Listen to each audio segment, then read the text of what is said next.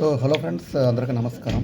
ఇప్పుడే మనం ఇందాక చెప్పిన వీడియో ప్రకారంగా ఒక పురాతనమైన యూరోపియన్ రెస్టారెంట్కి వచ్చాను. ఒక రైస్ ఐటెంలో ఉన్న ఒక డిష్ అయితే ఆర్డర్ ఇచ్చాను అనమాట. దీన్ని పిలాఫ్ అంటారు.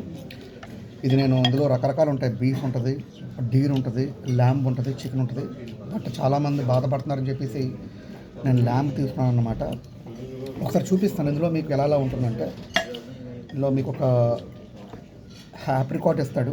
యాప్రికాట్తో పాటుగా ల్యాంబ్ పీసెస్, ఆలివ్స్ అన్నీ కల్పిస్తాడు. స్టీమ్డ్ రైస్ ఒకసారి తిందాం, తినేసి ఎలా ఉందో ఒకసారి చెప్పే ప్రయత్నం కూడా చేస్తాను. మరి ఏ దేశం ఉన్నప్పుడు ఆ దేశం ఫుడ్ మనం తినాలి కదా. So let me take a first byte.